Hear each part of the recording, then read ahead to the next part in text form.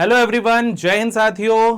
क्या आपने कभी ये सोचा है कि आखिर कैसे सुप्रीम कोर्ट, हाई कोर्ट के जज पूरा संविधान को याद कर लेते हैं, या कैसे कुछ शिक्षक जो पॉलिटी या राजनीति विज्ञान या कॉन्स्टिट्यूशन पढ़ाते हैं, या कुछ विद्यार्थी जो मेंस के पेपर लिखते हैं, उन्हें कैसे संविधान के सभी अनुच्छेद याद हो जाते हैं। तो आज हम इसी सवाल का जवाब ढूंढेंगे। मेरा नाम है आयुष दुबे और मेरे यूट्यूब चैनल पर आपका बहुत बहुत स्वागत है। जैसा कि आप मेरे पीछे स्लाइड देख रहे हैं, आज का जो हमारा टॉपिक है वो है संविधान के भाग। ये मदद करता है न केवल हमको संविधान को याद रखने में, बल्कि संविधान के हर अनुच्छेद को या संविधान को समझने में भी हमारी बहुत मदद करता है। तो चलिए बिना किसी देरी के शुरू करते हैं आज का टॉपिक, संविधान के भाग। ठीक है, सबसे पहले अगर मैं बात करूं तो आखिर संविधान के भाग हैं क्या। देखिए, मैं आपको एग्जाम्पल से समझाता हूं। जब हम किसी किताब को पढ़ते हैं या जब भी हम किसी बुक को पढ़ते हैं, तो चाहे वो कोई भी बुक हो या किताब हो, बचपन में भी जब हम स्कूल की किताबें पढ़ा करते थे तो आपने नोटिस किया होगा कि किताब में सबसे पहले सामने एक फ्रंट पेज होता था। उस फ्रंट पेज में किताब के बारे में लिखा होता था और उसके बाद हमारी किताब को अलग अलग यूनिट्स में बांट दिया जाता था। होता था ना, 5 यूनिट्स होती थी और फिर 5 यूनिट के हमारे टेस्ट हुआ करते थे। बिल्कुल हर यूनिट को आगे चल के किस में बांट दिया जाता था? चैप्टर्स में बांट दिया जाता था। ऐसा क्यों किया जाता था? चैप्टर 1, चैप्टर 2, चैप्टर 3, ऐसा क्यों किया जाता था? बताइए क्या कारण रहा होगा।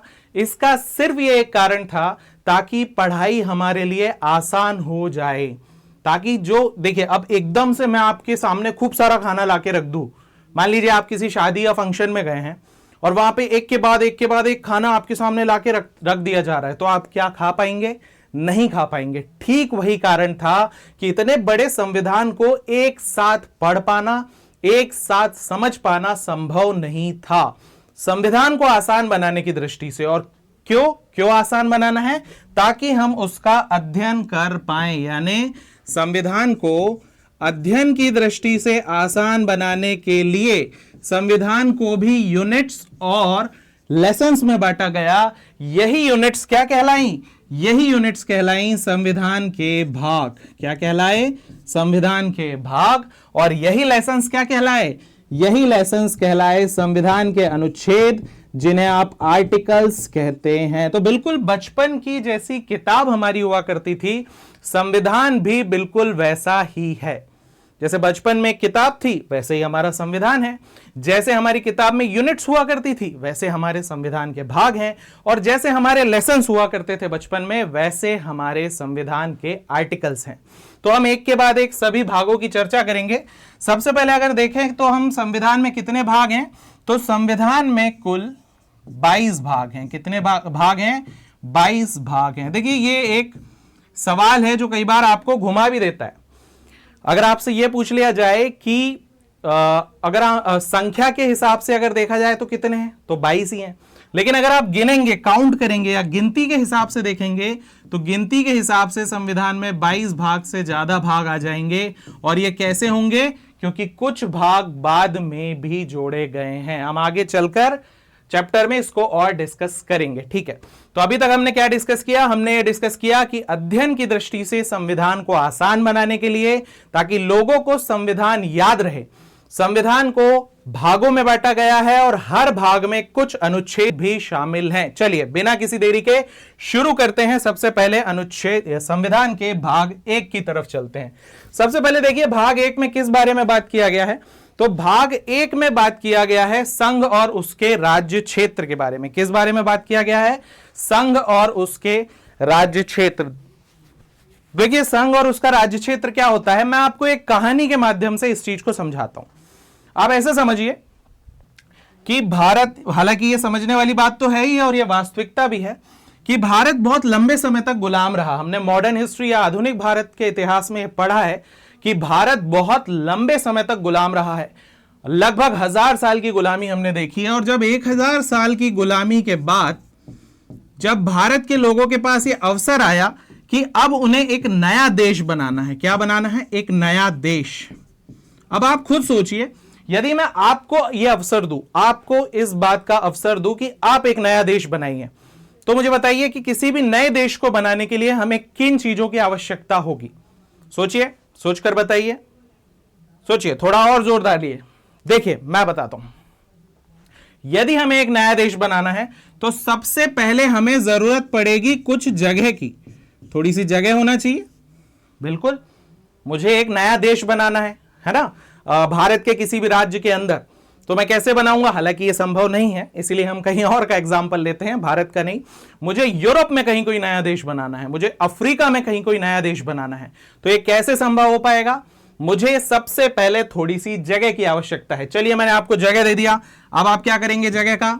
उस जगह पे मैं अकेला रह रहा हूं और वो जगह है बहुत सारी, क्या ये देश बन गया? नहीं। उस जगह पर मुझे क्या चाहिए? बहुत सारे नागरिक। क्या चाहिए? नागरिक। अच्छा, नागरिक हैं और जगह है, तो क्या वो देश बन गया? नहीं। जगह भी होनी चाहिए, नागरिक भी होना चाहिए, और वहां पर शासन करने के लिए एक शासक भी होना चाहिए, तभी तो वो क्या बनेगा? एक देश बनेगा। ठीक इसी प्रकार भी, इसी क्रम में हमारे संविधान के हमारे संविधान के बाद भाग एक के बाद एक आते हैं। देखिए, हम यहीं से समझ सकते हैं, जब हम जगह की बात कर रहे हैं, यानी कि हम भाग एक की बात कर रहे हैं। भारत के संविधान का भाग एक किसके बारे में बात करता है? भारत के संविधान का भाग एक बात करता है संघ और उसके राज्य क्षेत्र के बारे में। किसके बारे में बात करता है? संघ और उसके राज्य क्षेत्र। क्या होता है जी संघ और उसका राज्य क्षेत्र? संघ का मतलब है, हमने सबसे पहले यह बताया कि हमारी जमीन कौन सी है। बिल्कुल, संघ और राज्य क्षेत्र का मतलब यही है कि जब भारत एक देश बन रहा है तो भारत देश में सबसे पहले किसके बारे में बताया गया? भारत देश में सबसे पहले यह बताया गया कि हमारी जमीन कौन सी है, भारत का विस्तार कहां से कहां तक होगा, इसके बारे में बताया गया। अब एक छोटा सा अंतर है जो संघ और राज्य क्षेत्र दोनों के मामले में आएगा। थोड़ा सा कंफ्यूजन होगा आपको कि सर संघ क्या है और राज्य क्षेत्र क्या है। तो देखिए, इसमें बिल्कुल भी कंफ्यूज नहीं होना है, बहुत ही आसान सा एक कॉन्सेप्ट है। यदि हम भारत के नक्शे से देखें, भारत के मैप से यदि हम समझने की कोशिश करें, तो भारत के मैप से आप ज्यादा बेहतर तरीके से इस चीज को समझ सकते हैं। ठीक है, मैं भारत का नक्शा बनाता हूं। देखिए, भारत का नक्शा जब जब बनाया जाता है दिल को एक बड़ा सुकून आता है, और आप भी बनाकर देखिएगा पेन पेपर पे, आपको भी बड़ा अच्छा फील होगा। तो देखिए, जब भारत के नक्शे में देखें तो क्या सिर्फ भारत इतना है? नहीं, इसके अलावा भी भारत है। जैसे हमारा लक्षद्वीप यहाँ है ना, अंडमान निकोबार द्वीप समूह यहाँ है। तो जब हम संघ की बात करते हैं ना, जब हम यूनियन शब्द की बात करते हैं, तो हम किसकी बात करते हैं? ये जो जुड़ा हुआ पार्ट है भारत का, ये पूरा, ये भारत संघ कहलाता है, जो एक साथ जुड़ा हुआ है, जो एक जमीन है। आप ऐसे समझिए कि गांव में आपकी जमीन है और एक साथ 10 एकड़ का लैंड जुड़ा हुआ है, और 1 एकड़ 2 एकड़ हम आमतौर पर मध्य प्रदेश में जहां से मैं आता हूं वहां पर बाड़ी कह देते हैं घर के पीछे की जमीन को, है ना, तो या फिर अलग एक टुकड़ा है, तो उस तरीके से है। तो जो जमीन पूरी एक साथ जुड़ी हुई है वो है संघ, और उसके अलावा जहां भी भारत का शासन है वो क्या हो जाएगा? वो हो जाएगा भारत का राज्य क्षेत्र। क्या हो जाएगा? राज्य क्षेत्र। तो संघ और राज्य क्षेत्र ये संविधान के किस भाग में है? भाग एक में है। किस आर्टिकल से किस आर्टिकल तक है? आर्टिकल 1 से लेकर आर्टिकल 4 तक। कहां गई हमारी स्लाइड? ये रही हमारी स्लाइड। आर्टिकल 1 से लेकर आर्टिकल 4 तक। ठीक है, तो अभी तक हमने क्या डिस्कस किया? पहला, कि संविधान में भाग क्यों बांटे गए हैं, संविधान में अनुच्छेद क्यों बनाए गए हैं? इसीलिए बनाए गए हैं ताकि अध्ययन आसान हो। अध्ययन की दृष्टि से संविधान को आसान बनाने के लिए संविधान में भाग और आर्टिकल्स बनाए गए हैं। दूसरा, संविधान के भाग 1 में क्या है? तो संघ और उसका राज्य क्षेत्र। यदि कोई नया देश बन रहा है तो सबसे पहले जमीन जरूरी है, हमने जमीन की बात की। संविधान के भाग 1 में अनुच्छेद कहां से कहां तक है? तो अनुच्छेद 1 से लेकर अनुच्छेद 4 तक। हम 1 बाय 1 हर अनुच्छेद को आगे डिटेल में डिस्कस करेंगे। आगे बढ़ते हैं संविधान के भाग 2 की तरफ। देखिए, अब मैंने ये तो बता दिया कि हमारी जमीन कौन सी है, हमारा एरिया कहां से है, हमारा देश कहां से कहां तक है, हमने ये तो बता दिया। जमीन के बाद अब हमें यह बताना है कि हमारे लोग कौन होंगे, उस जमीन पर रहने वाले निवासी कौन होंगे जो उस जमीन पे निवास करेंगे। बस यही निवासी क्या कहलाते हैं? नागरिक कहलाते हैं। और इन्हीं नागरिक से संबंधित प्रावधान हमें संविधान के भाग 2 में मिलते हैं, जिसे कहते हैं सिटीजनशिप के प्रावधान या नागरिकता से संबंधित प्रावधान। अनुच्छेद 5 से लेकर अनुच्छेद 11 तक हमें संविधान में नागरिकता से संबंधित प्रावधान देखने को मिलते हैं। ठीक है, अनुच्छेद 5 बात करता है कि संविधान शुरू होने पर नागरिक कौन होगा, इस बारे में अनुच्छेद 5 बात करता है। ठीक है, अनुच्छेद 10 और 11 में भी नागरिकता से संबंधित प्रावधान है। तो अलग अलग प्रावधान है जो आज भी हमारे महत्वपूर्ण है नागरिकता से संबंधित। एक बात और याद रखना है नागरिकता से संबंधित कि नागरिकता संशोधन अधिनियम जो है वो 1955 में आया हुआ है, ये आप याद रखिएगा।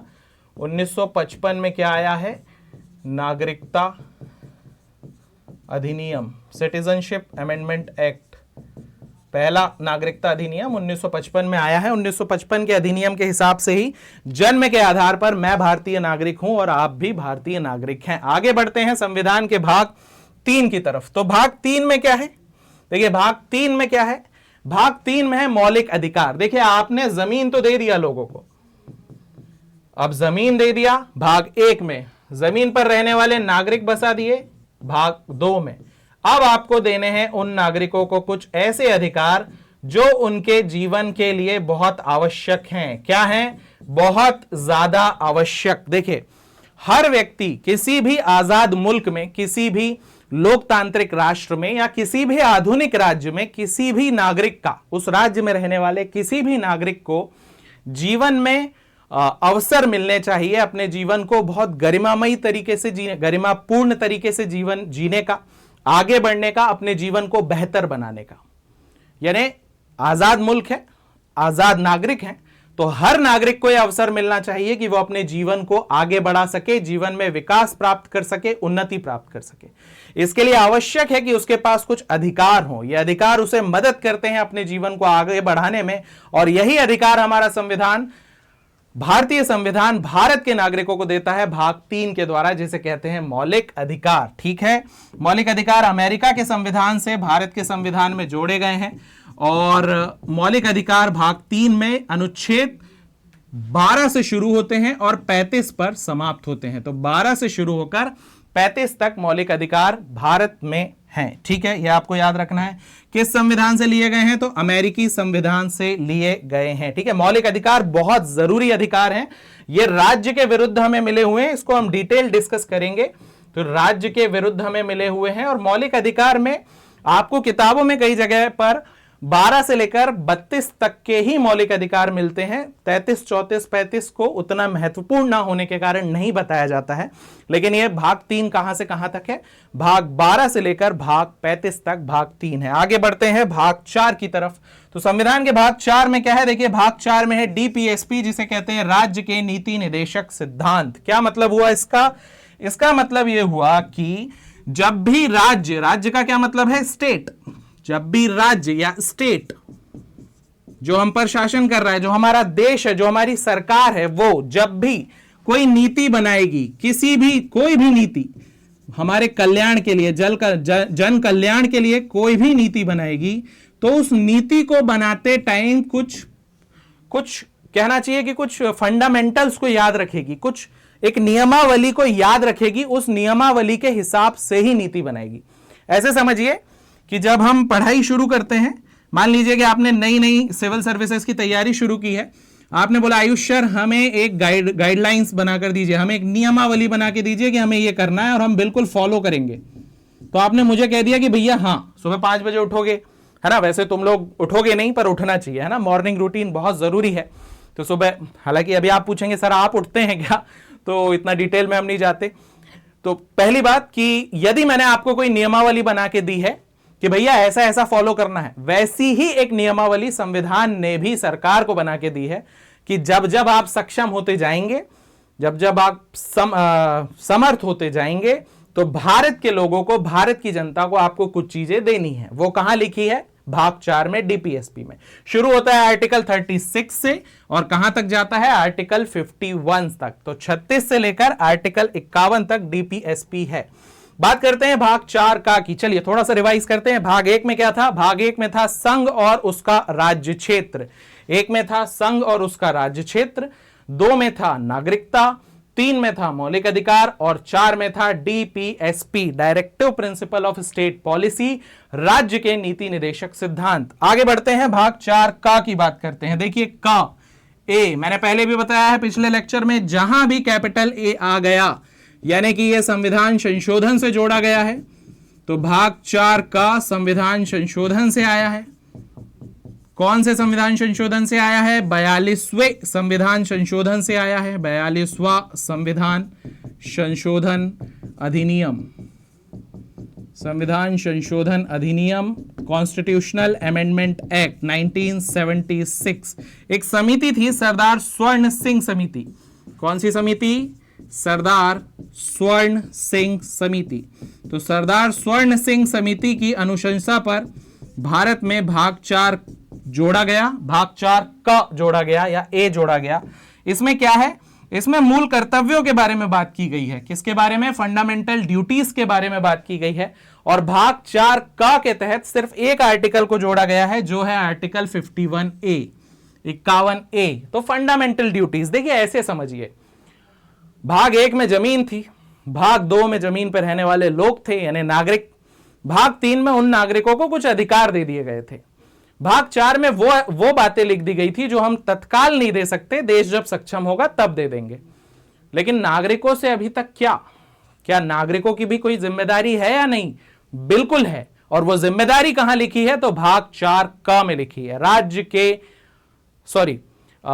जो हमारे राज्य के नागरिकों के जो मूल कर्तव्य हैं उसमें लिखी है कि देखिए देश तो आपको बहुत कुछ दे रहा है, हमें भी एक नागरिक होने के नाते देश को कुछ देना है। और वो क्या देना है? संविधान का सम्मान करना है।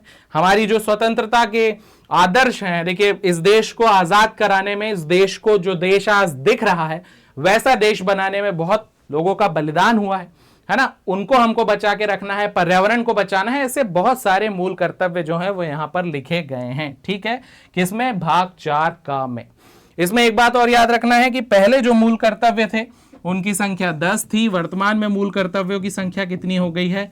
11 हो गई है ना। 86वां संविधान संशोधन अधिनियम 2002 से मूल कर्तव्यों की संख्या कितनी हो गई है? 11, क्योंकि यहां एक और कर्तव्य जोड़ दिया गया है, शिक्षा से संबंधित कर्तव्य को जोड़ दिया गया है। ठीक है, आगे बढ़ते हैं भाग 5 की तरफ। भाग 5 में क्या है? चलिए, भाग 5 स्टेट्स की बात करता है या संघ की। देखिए कितना खूबसूरत संविधान बनाया है। मैं जब जब ये टॉपिक पढ़ाता हूं तो ये बात जरूर बोलता हूं, आज भी बोलूंगा कि संविधान सभा ने कितना खूबसूरत संविधान बनाया। सबसे पहले ये बता दिया कि देश कहां है, देश कहां होगा, जमीन क्या है, फिर बता दिया लोग कहां होंगे, कौन होंगे लोग, तीसरा बता दिया लोगों के पास क्या अधिकार है, चौथा बता दिया कि आगे आपको और क्या क्या मिलेगा देश जैसे जैसे आगे बढ़ेगा। आगे अभी तक ये नहीं बताया कि देश को चलाएगा कौन, देश का शासक कौन होगा। देखिए इसका एक बहुत बड़ा कारण है कि 200 सालों की अंग्रेजों की गुलामी और उसके पहले एक बहुत बड़ी गुलामी से भारत आजाद हुआ था, उससे निकलकर आजाद हुआ था और जनता का विश्वास जीतना बहुत जरूरी था। इसीलिए शासक के पहले, देखिए इस संविधान में कितना खूबसूरत यह संविधान है कि शासन कौन करेगा ये बाद में बताया गया है, उसके पहले यह बताया गया है कि लोग जो होंगे उनके मूल अधिकार क्या होंगे। जब अधिकारों की बात पहले होती है शासक की बात में, यानी ये लोकतंत्र है। यही एक बहुत खूबसूरत सा उदाहरण है कि भारत एक लोकतंत्र है, जीवंत लोकतंत्र है। ठीक है, आगे बढ़ते हैं। तो भाग, एक मिनट जी, एक स्लाइड हम आगे चले गए। तो भाग 5 में क्या है? भाग 5 में है संघ या यूनियन। देखिए यूनियन क्या है या संघ क्या है, तो बहुत ज्यादा परेशान नहीं होना है। आप ऐसे समझिए, इस देश को चलाएगा कौन? आपने सुना होगा दो तरह की सरकारें होती है, एक केंद्र सरकार सेंट्रल गवर्नमेंट और एक स्टेट गवर्नमेंट। तो बस सेंट्रल गवर्नमेंट, स्टेट गवर्नमेंट। तो इस देश को चला कौन रहा है? सेंट्रल गवर्नमेंट, केंद्र की सरकार। तो केंद्र पर संविधान के हिसाब से केंद्र में कैसा स्ट्रक्चर है वो कहां लिखा है? भाग 5 में लिखा है। तो संविधान का भाग 5 क्या कह रहा है? भाग 5 ये कह रहा है कि संविधान जो है उसके हिसाब से कैसा स्ट्रक्चर है। देखिए क्या क्या है। सबसे पहले एक राष्ट्रपति है इस देश के, तो राष्ट्रपति से संबंधित सारे प्रावधान हमको कहां मिलेंगे? भाग 5 में मिलेंगे। राष्ट्रपति के बाद अगर हम बात करें तो संसद से जुड़े हुए सभी प्रावधान हमें कहां मिलेंगे? वो भी यहीं मिलेंगे। देखिए संसद में दो और अंग आ जाएंगे, राष्ट्रपति तो है ही, राज्यसभा यहां आ जाएगी प्लस लोकसभा आ जाएगी। तो राज्यसभा, लोकसभा, प्रधानमंत्री, मंत्रिपरिषद, महान्यायवादी, यहां तक कि न्यायपालिका में भी सुप्रीम कोर्ट जो है, सुप्रीम कोर्ट, इससे संबंधित आर्टिकल भी हमें कहां मिलेंगे, भाग 5। ऐसे समझिए कि जो भी केंद्र स्तर पर बड़ी संस्था है, शीर्ष स्तर पर बड़ी संस्था है जो भारत को चला रही है, और जो भी शीर्ष स्तर पर बैठे संवैधानिक प्रमुख हैं, संवैधानिक अधिकारी हैं, चाहे वो राष्ट्रपति हो, चाहे वो उपराष्ट्रपति हो, चाहे वो लोकसभा के अध्यक्ष हो, चाहे राज्यसभा के अध्यक्ष हो, चाहे भारत के सभी सांसद हों, वो सब कुछ, चाहे सुप्रीम कोर्ट के न्यायाधीश हों, चाहे भारत के महान्यायवादी हों, अटॉर्नी जनरल ऑफ इंडिया हो, ये सब कुछ कहां मिलेंगे, भाग 5 में। तो भाग 5 में वो सारे प्रावधान हैं जिन प्रावधानों से, जिस स्ट्रक्चर से हमारा देश चल रहा है। ठीक है, आगे बढ़ते हैं। भाग 5 में आर्टिकल कहां से कहां तक हमें पढ़ने हैं, तो आर्टिकल 52 से लेकर हमें शुरू करना है भाग 5 को, और कहां तक के आर्टिकल हैं, 151 तक के आर्टिकल। जैसे ही भाग 5 समाप्त होता है वैसे ही शुरू होता है भाग 6। कौन सा भाग शुरू होता है, भाग 6। भाग 5 से ही जुड़ा हुआ है भाग 6 लगभग। भाग 5 में हम ये पढ़ते हैं कि केंद्र के स्तर पर कैसा स्ट्रक्चर है, और भाग 6 में हम पढ़ते हैं कि राज्य के स्तर पर कैसा स्ट्रक्चर है, और बिल्कुल सेम स्ट्रक्चर है, ऑलमोस्ट सेम। ऑलमोस्ट सेम का मतलब है लगभग लगभग सेम। यहां राष्ट्रपति तो यहां राज्यपाल, यहां प्रधानमंत्री तो यहां मुख्यमंत्री, मंत्री यहां भी हैं, मंत्री यहां भी हैं, यहां सुप्रीम कोर्ट, यहां हाई कोर्ट, बिल्कुल लगभग सेम स्ट्रक्चर। अलग अलग राज्य हैं भारत में, छत्तीसगढ़, बिहार, यूपी, राजस्थान, ये हर राज्य में, पश्चिम बंगाल, हर राज्य में जो राज्य का स्ट्रक्चर है, राज्य की शासन व्यवस्था है, उससे संबंधित सारी बातों का अध्ययन हम कहां करते हैं, उस राज्य की शासन व्यवस्था, उसका अध्ययन हम संविधान के भाग 6 में करते हैं। आर्टिकल 152 से ये शुरू होता है, 237 तक ये जाता है। ठीक है, भाग 1 में क्या था, हमारी जमीन। भाग 2 में क्या थे, हमारे लोग। भाग 3 में क्या थे, हमारे अधिकार। भाग 4 में क्या थे, जो आगे हमें सुविधाएं मिलने वाली हैं वो, डीपीएसपी। 4 का जो हमारे कर्तव्य हैं देश के लिए। 5 हम पे शासन कौन करेगा। 6 राज्य में हम पे शासन कौन करेगा, यह है भाग 6। भाग 7 अभी जो है संविधान में नहीं है, उसे हटा दिया गया है, वो निर्सित है, इसीलिए हमारी स्लाइड से भी उसे हटा दिया गया है। बात करते हैं भाग 8 की। हम केवल महत्वपूर्ण भागों की चर्चा कर रहे हैं। भाग 8 क्या है, तो देखिए हमने केंद्र की बात कर ली, हमने राज्य की बात कर ली। इस देश में और कोई भी है जो छूट गया, केंद्र शासित प्रदेश यानी संघ राज्य क्षेत्र। संघ राज्य क्षेत्र कौन कौन से होते हैं, जैसे दिल्ली, पांडिचेरी, चंडीगढ़, लक्षद्वीप, अंडमान निकोबार। ये वो क्षेत्र हैं जो थोड़े सेंसिटिव हैं, जो सुरक्षा की दृष्टि से सेंसिटिव हैं, या फिर ज्योग्राफिकल लोकेशन की वजह से सेंसिटिव हैं। यहां की शासन व्यवस्था को बाकी राज्यों की शासन व्यवस्था से थोड़ा अलग रखना होता है।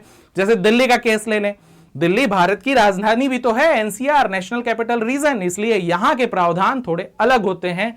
ये सब आपको कहां मिलेंगे, तो संविधान के भाग 8 में मिलेंगे। आर्टिकल 239 से लेकर ये शुरू होंगे, और 242 तक हम पढ़ेंगे संविधान का भाग 8। आगे बढ़ते हैं भाग 9 की तरफ।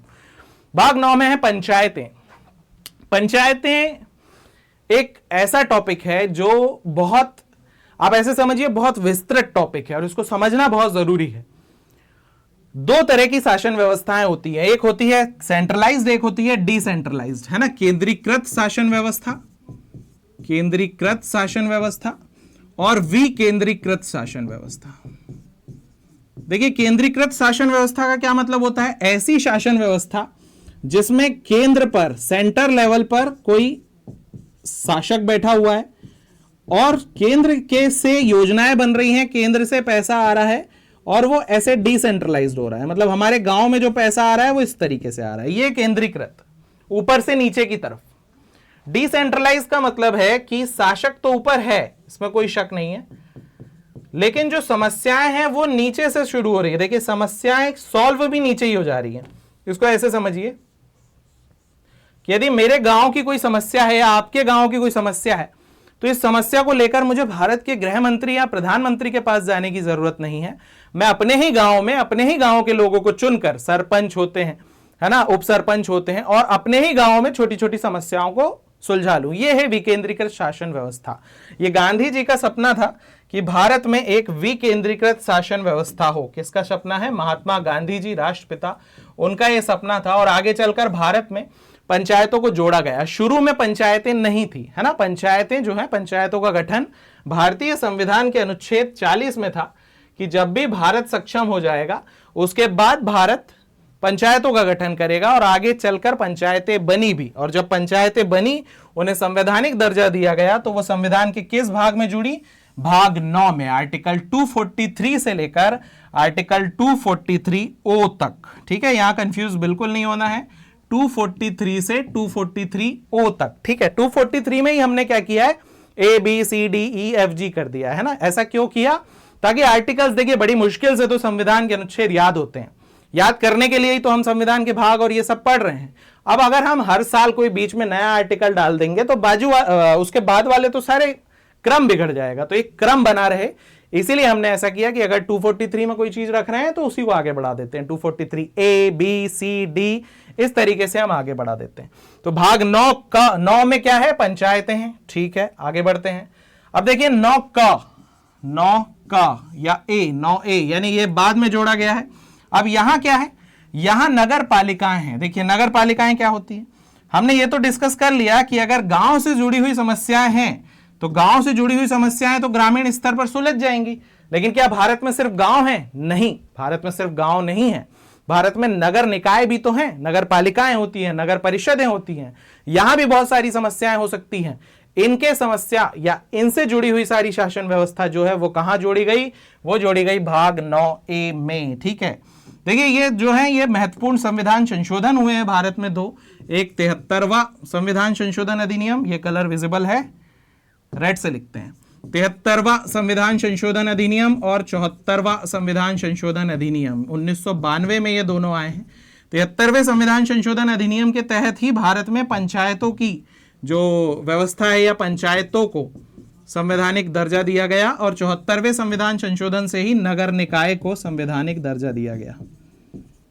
जब हम संविधान की अनुसूचियों वाला टॉपिक पढ़ेंगे तो इन चीजों को फिर से डिटेल करेंगे, है ना। संविधान की अनुसूची में ये चीजें फिर से आएगी।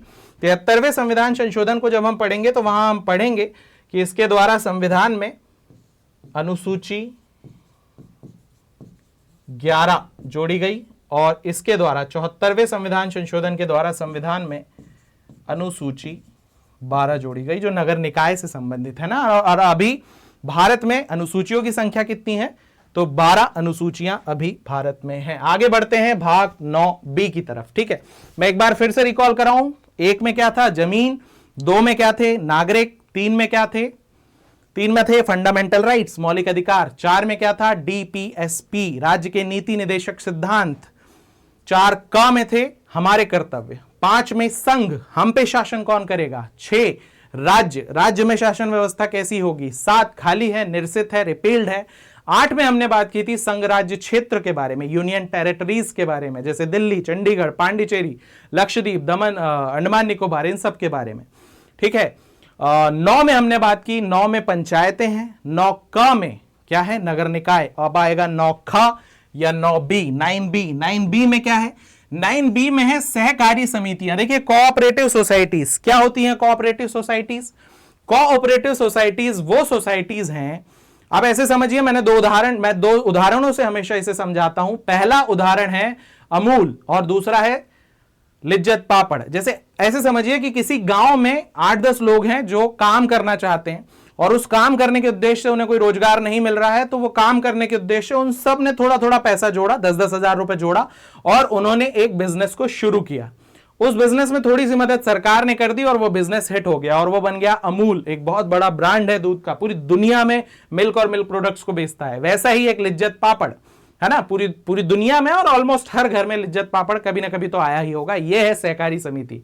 तो देखिए, देश में रोजगार सृजन करना सरकार का काम तो है ही, लेकिन भारत के नागरिकों का भी यह कर्तव्य है, जो नागरिक सक्षम है, जिनके अंदर उद्यमशीलता, एंटरप्रेन्योरशिप है, वो आगे बढ़े और देश के बाकी लोगों को लेकर आगे बढ़े, विकसित करें, उन्हें भी रोजगार के अवसर सृजन करें। ये होती है सहकारी समिति। ये जोड़ा गया है संविधान में भाग 9 ख में। ठीक है, ये थोड़ा लेट आया है, ये आया है 97वां संविधान संशोधन अधिनियम, कॉन्स्टिट्यूशनल अमेंडमेंट एक्ट 2011 से। CAA का मतलब क्या है? संविधान संशोधन अधिनियम, हिंदी में, इंग्लिश में कॉन्स्टिट्यूशनल अमेंडमेंट एक्ट, संविधान संशोधन अधिनियम कॉन्स्टिट्यूशनल अमेंडमेंट एक्ट 2011 से। ठीक है, एक होमवर्क मैं आपको दे रहा हूं, यहीं पर आपको यह ढूंढना है कि भारतीय संविधान के किस किस आर्टिकल में सहकारी समिति या कोऑपरेटिव सोसाइटी शब्द जोड़ा गया है। ठीक है, यह आपका होमवर्क है, आपको ढूंढना है, मुझे कमेंट करके बताना है। ठीक है, तो सहकारी समिति किस भाग में है? भाग 9 ख में। आगे बढ़ते हैं।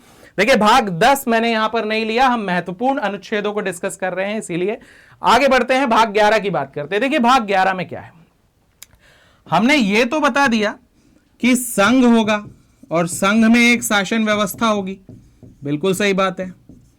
हमने आगे चल के यह भी बता दिया कि राज्य होंगे, अलग अलग राज्य होंगे और राज्य की अपनी शासन व्यवस्था होगी।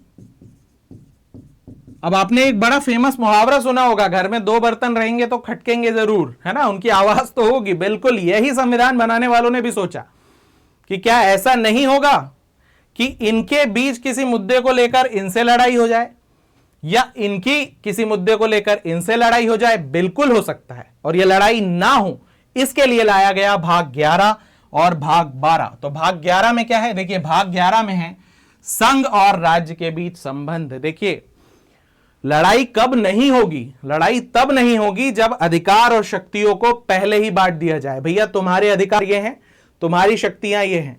राज्य को बता दिया भैया तुम्हारे अधिकार ये हैं, तुम्हारी शक्तियां ये हैं। जब अधिकार और शक्तियों को अलग अलग बांट दिया जाए तो लड़ाई होने की संभावना क्या हो जाएगी? नगण्य हो जाएगी। यही किया गया। केंद्र और राज्य के बीच केवल 3 ही तरह के संबंध हो सकते थे, उन तीनों संबंधों को भाग 11 और 12 में बांट दिया गया। वो 3 संबंध कौन कौन से हो सकते थे? 3 प्रकार के संबंध केंद्र और राज्यों के बीच। एक है कानून बनाने को लेकर, कानून बनाने को लेकर, इन्हें कहते हैं विधायी संबंध। एक है उन कानून के परिपालन या पालन से संबंधित, ठीक है, यह है प्रशासनिक संबंध। और एक है पैसों से संबंधित, वित्त से संबंध। पैसा, वित्त, देखिए पैसा बहुत महत्वपूर्ण है, चाहे घर की बात हो चाहे देश की बात हो। तो कानून बनाने को लेकर जो संबंध है वो कौन से संबंध है? विधायी संबंध। कौन से संबंध? विधायी संबंध। ठीक है, कानून के पालन या परिपालन से संबंधित जो संबंध है, यानी अधिकारी कहां होंगे, अधिकारी के क्या क्या काम होंगे, ठीक है, कौन सा अधिकारी क्या काम करेगा, प्रशासनिक संबंध। कौन सा संबंध? प्रशासनिक संबंध। और तीसरा वित्त या पैसों से संबंधित वित्तीय संबंध। आपसे कभी भी कोई पूछे केंद्र राज्य के बीच कितने तरह के संबंध होते हैं, तो 3 तरह के संबंध होते हैं। चलिए यहां हेडिंग भी लिख देते हैं, 3 प्रकार के संबंध होते हैं। केंद्र राज्य संबंध। कितने तरह के संबंध होते हैं? 3 तरह के। कानून बनाने वाले संबंध, विधायी संबंध। देखिए ये है क्या बेसिकली कि किस मामले में कौन कानून बनाएगा। जहां केंद्र कानून बना रहा है वहां राज्य कानून ना बनाए, या केंद्र और राज्य दोनों कानून बना रहे हैं तो केंद्र का कानून चलेगा। जब हम अनुसूची पढ़ेंगे, अनुसूची 7, तो वहां मिलेगा विषयों का बंटवारा कि किस विषय पर कौन कानून बना सकता है। तो अनुसूची से जोड़कर यह टॉपिक पढ़ेंगे, ज्यादा बेहतर तरीके से याद होगा। ठीक है, प्रशासनिक संबंध का क्या मतलब है कि कानून के पालन को लेकर है। देखिए कई बार होता है केंद्र के कानून को राज्य पालन नहीं कर रहा है, उस तरह की चीजें कहां हैं, तो वो आपको मिलेगी कहां पर? प्रशासनिक संबंध में। और पैसों से जुड़ी हुई जो भी बात है वो कहां मिलेगा? वित्तीय संबंध में। अब चूंकि ये बहुत बड़ा हो रहा था तो किया क्या संविधान बनाने वालों ने कि विधायी संबंध और प्रशासनिक संबंध, इन दोनों को रख दिया भाग 11 में। कहां रख दिया? भाग 11। और वित्तीय संबंधों को रख दिया भाग 12 में। बस संविधान के 22 भाग में से 12 भाग आप याद कर चुके हैं। तो भाग 11 में क्या है? भाग 11 में है केंद्र और राज्य के बीच विधायी और प्रशासनिक संबंध। भाग 12 में क्या है? केंद्र और राज्य के बीच वित्तीय संबंध। चलिए इनके आर्टिकल्स को डिस्कस कर लेते हैं। भाग 11 संघ और राज्यों के बीच संबंध। आर्टिकल कहां से कहां तक है? ये है 245 से 263 तक, 245 से 263 तक। ठीक है, ये याद रखिएगा, 245 से 263 तक। ठीक है, भाग 12 में क्या है? तो भाग 12 में है वित्तीय संबंध। ठीक है, अगले भाग की तरफ चलते हैं। अगला महत्वपूर्ण भाग है भाग 15। कौन सा भाग? भाग 15। भाग 15 में क्या है? निर्वाचन। देखिए अभी तक हमने क्या क्या बात कर ली? जमीन होंगे, लोग होंगे, अधिकार होंगे, लोगों के भी बहुत सारे काम होंगे, केंद्र में शासन व्यवस्था, राज्य में शासन व्यवस्था, उनके अपने संबंध। अभी तक हमने ये नहीं बताया कि जो इस देश का शासन चलाएंगी, जो भी व्यक्ति इस देश का शासन चलाएगा, वो चुनकर कहां से आएगा? क्या भगवान भेजेंगे उनको ऊपर से, या फिर कोई राजतंत्र चल रहा है, पुराने जमाने के राजा महाराजा के वंशज होंगे? नहीं, जनता से चुनकर आएगा, और जिस रीति से चुनकर आएगा, जिस पद्धति से चुनकर आएगा, वो है निर्वाचन, जो आपको मिलेगी संविधान के भाग 15 में। ठीक है, भारत एक लोकतंत्र है, भारत में डेमोक्रेसी है, जनता के बीच से ही जनप्रतिनिधि चुनकर आते हैं और वो ही जनता पर शासन करते हैं, है ना। तो यही जो लोग चुनकर आ रहे हैं वो सही तरीके से चुनकर आए, निष्पक्ष रूप से चुनकर आए, किसी प्रकार का पक्षपात ना हो। ये सारी बातें कहां लिखी हैं? तो भाग 15 में। निर्वाचन कराने के लिए यहां पर निर्वाचन आयोग के बारे में हम पढ़ेंगे, इलेक्शन कमीशन ऑफ इंडिया के बारे में पढ़ेंगे, और इलेक्शन कमिश्नर की नियुक्ति होती है उनके बारे में, और बहुत सारे ऐसे प्रावधान भाग 15 में हम पढ़ेंगे। तो भाग 15 किससे संबंधित है? निर्वाचन से संबंधित है। आगे बढ़ते हैं भाग 17। देखिए 17 में क्या है, यह बहुत जरूरी है कि भाषा, देखिए भाषा की लड़ाई जो है ना, जब आप इतिहास पढ़ते हैं तो इतिहास में आपको मिलता है कि भाषा की लड़ाई तो बहुत सालों से चली आ रही है। तो भाषा की लड़ाई जो है वो बहुत सालों से चली आ रही है, हमको इसको और आगे बढ़ाना ही नहीं है। अब जब हमने देश बना लिया, देश की संसद है और संसद में काम करने वाले लोग हैं और अलग अलग राज्य हैं और अलग अलग राज्य से अलग अलग प्रतिनिधि चुनकर आएंगे, तो पहला सवाल सबसे पहले ये उठता है कि संसद में कौन सी भाषा उपयोग होगी। ठीक है, सबको अंग्रेजी आती नहीं, सबको हिंदी आती नहीं, सबको रीजनल भाषा भी नहीं आती कि तमिल सबको आती है कि कन्नड़ सबको आती है। फिर ये लड़ाई झगड़े ना हो, इसीलिए भाषा से संबंधित एक अलग भाग बना दिया गया, भाग 17, जिसे कहते हैं राजभाषा से संबंधित प्रावधान। ठीक है, आर्टिकल कहां से कहां तक है? 343 से 351। ठीक है, एक और होमवर्क मैं आपको दे रहा हूं, आपको मुझे यह बताना है कि भारत की राजभाषा क्या है। हिंदी है, अंग्रेजी है, या हिंदी अंग्रेजी दोनों है, या इनमें से कोई नहीं है। ऑप्शन ए क्या है? ऑप्शन ए है हिंदी, ऑप्शन बी है इंग्लिश, ऑप्शन सी A+B दोनों, या ऑप्शन डी इनमें से कोई नहीं। चलिए कमेंट करिए, जल्दी जल्दी मुझे बताइए, मैं देख रहा हूं इसको। ठीक है, तो भाग 17 किसकी बात करता है? राजभाषा की। आर्टिकल कहां से कहां तक है? 343 से 351 तक है। भाग 18 पे चलते हैं। क्या ऐसा हो सकता है कि इस देश में एक बार जो कानून बन गया बस वो बन गया? नहीं नहीं नहीं नहीं नहीं, भाग 18 में ये नहीं है, ये तो 20 में है। भाग 18 में क्या है देखिए, क्या ऐसा हो सकता है कि इस देश में जैसी परिस्थिति आज है वैसी हमेशा रहे? बताइए, क्या कभी कोई इमरजेंसी नहीं हो सकती? हमारे घरों में होता है ना अक्सर ऐसा, क्या हमेशा परिस्थितियां एक जैसी रहती हैं?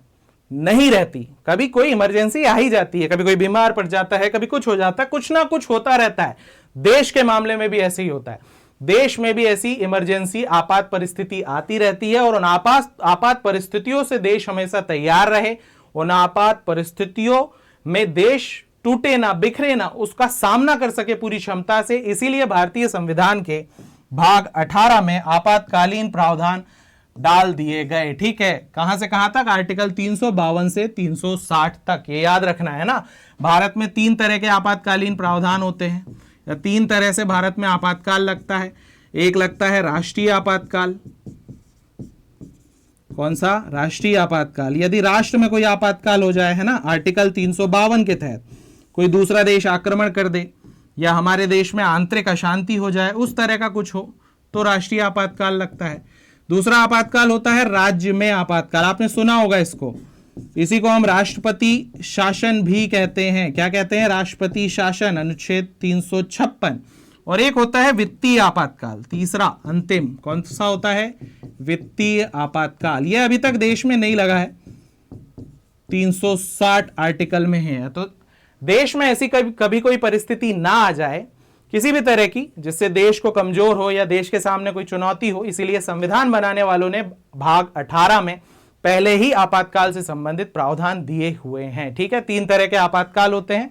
352 आर्टिकल में है राष्ट्रीय आपातकाल, 356 आर्टिकल में है राज्य में आपातकाल, और 360 आर्टिकल में है वित्तीय आपातकाल। ठीक है, एक महत्वपूर्ण भाग और है हमारा, वो है भाग 20। ये बहुत महत्वपूर्ण है एग्जाम पॉइंट ऑफ व्यू से। देखिए, ऐसा नहीं है कि एक बार जो संविधान बन गया तो बन गया, ये कोई ऐसा नहीं है। समय के साथ जब परिस्थितियां बदलेगी। वो कहते हैं ना परिवर्तन संसार का नियम है, तो जैसे जैसे साल बदल रहे हैं, 1957 की जो परिस्थितियां थी, 1947 की जो परिस्थितियां थी, वो आज नहीं है। आज जो परिस्थितियां हैं वो 100 साल बाद नहीं होगी। परिवर्तन संसार का नियम है, तो संविधान को भी मूल या जड़ दस्तावेज हम नहीं बना सकते, है ना। कहते हैं कोई भी चीज जड़ हो जाती है तो खत्म हो जाती है, फ्लेक्सिबिलिटी होनी चाहिए उसमें, बस यही फ्लेक्सिबिलिटी है संविधान का भाग 20 संविधान संशोधन अनुच्छेद 368। बहुत महत्वपूर्ण है यह आर्टिकल, बहुत ज्यादा एग्जाम में पूछा जाता है। 368, संविधान बनाने वालों ने संविधान को बदलने के लिए जो भी प्रक्रिया का पालन किया जाएगा वो पहले ही संविधान में डाल दिया, उसे कहते हैं संविधान संशोधन अनुच्छेद 368 भाग 20। ठीक है, ये इंपॉर्टेंट आर्टिकल है, ये आपको याद रखना है। और महत्वपूर्ण संविधान के भाग को हमने पूरा का पूरा कवर कर लिया है। मैंने होमवर्क से संबंधित जो प्रश्न आपको दिए हैं वो आप याद रखिएगा। पहला आप मुझे यह भेजेंगे कि सहकारी समिति जो है वो किस किस आर्टिकल में भारत में है, यह आपको याद रखना है। एक बात और, आप मुझे यह बताएंगे कि भारत में राष्ट्रीय आपातकाल कितनी बार लगा है और वो सन कौन कौन से हैं, तो यह भी आपका होमवर्क है। आप इसको लिख कर मुझे भेजेंगे, मुझे आप कमेंट्स करके बताएंगे। तो संविधान के भाग से संबंधित यह महत्वपूर्ण सेशन आज का हमारा यहीं समाप्त होता है। ठीक है, यह बहुत महत्वपूर्ण है, हमारी परीक्षाओं में आता है, साथ ही साथ हमारी आंसर राइटिंग और हमारे आप ऐसे समझिए कि आंसर को कनेक्ट करने के लिए भी हमारे काम आता है। हम किसी भी आंसर में कनेक्ट कर सकते हैं कि भाग 20 के अनुच्छेद 368 में यह लिखा है, तो भाग बहुत अच्छे से हमें याद रखने हैं, महत्वपूर्ण भागों को याद रखना है, जिसको आज हमने कवर किया। आज के इस लेक्चर को यहीं पर समाप्त करते हैं। पढ़ते रहिए, हमारे साथ जुड़े रहिए। जय हिंद, जय भारत, नमस्कार।